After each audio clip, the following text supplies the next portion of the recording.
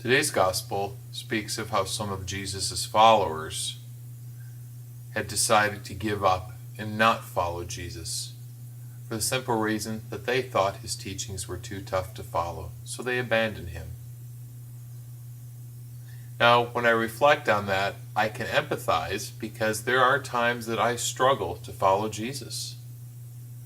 It seems that I fail more often than succeed at following him. And I have to say that I am a poor sinner even though I am a priest. I fail and I sin and I fail and I feel bad about it, just like people who say that they've had the same experience.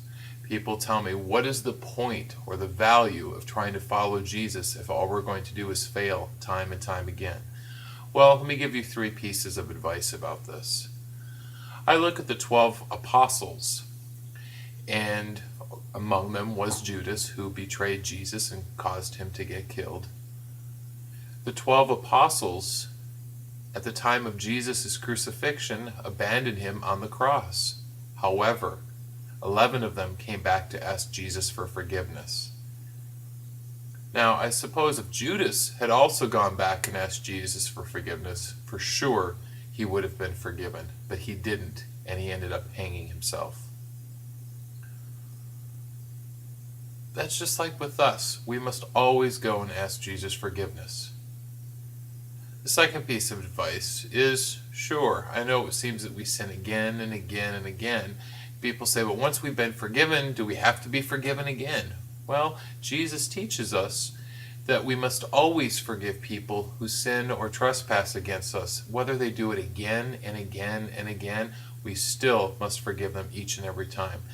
Jesus forgives us each and every time. The third piece of advice I have comes from St. Francis of de Sales.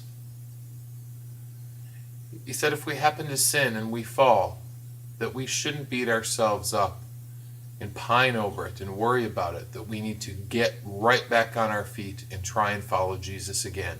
Each and every time we fall, we have to stand back up and try to follow Jesus.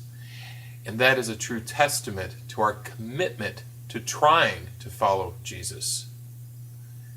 Jesus knows that we are going to fail, but he expects us and is impressed by the fact that we don't give up, that we get right back up and we try again. And he will bless us and help us.